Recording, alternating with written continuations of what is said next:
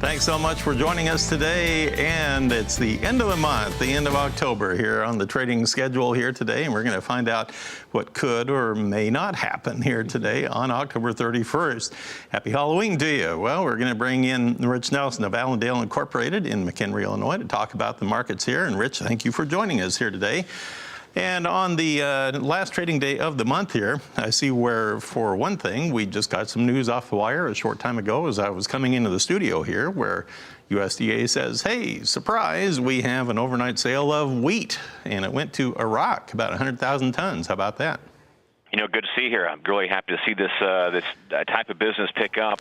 One thing to note here is we're running about 4% under last year as far as wheat sales.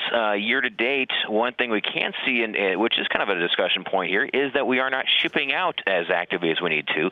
Shipments running about 9% under last year. So good to see the sale. Hope to see a few more, actually.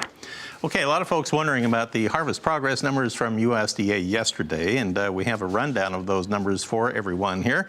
And lots of interest in where the corn harvest pace may have been. A lot of folks were expecting corn harvest to be 50 to 55% done, and it came in at 54, although that's still way behind the 5-year average of 72%.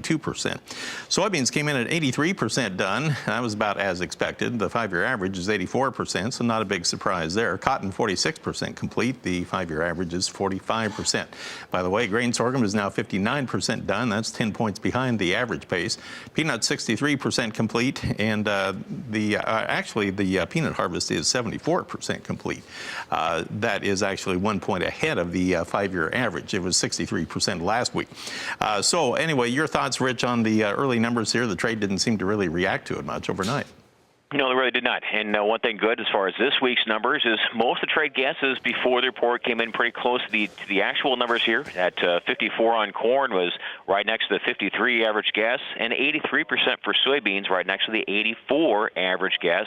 One thing, as you note here, of course, we are running still behind on the corn side, but the trade does feel we'll make that up here in the next 2 or 3 weeks here.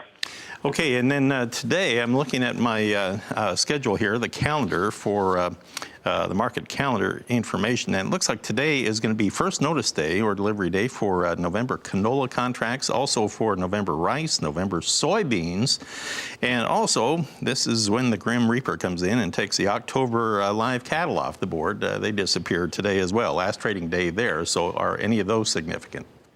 You know, as far as the numbers on the soybean side, we did see the first delivery notice tender or delivery tender notices issued. 50 contracts for soybeans in this case. The trade was talking anywhere from 0 to 500.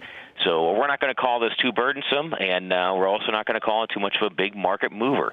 So good to see as far as the numbers were not as bad as they could have been here. Anything to watch in the outside markets today? You know, as far as outside market influence and things like that, we will point out that the trade is looking ahead towards a few things lined up. Consumer confidence set here at actually just out a few minutes ago. I didn't see the latest numbers, but that may be an issue to watch for the cattle side to see as far as a determinant of U.S. beef demand here. Okay, well, Rich, thank you for the comments. Appreciate that very much. And we'll have all the Allendale folks on, off and on through the day. I appreciate it, and we'll talk with you again soon. Rich Nelson of Allendale in McHenry, Illinois. We'll pause for a break, and we'll come back and we'll walk through a bunch of your livestock information for you when we come back.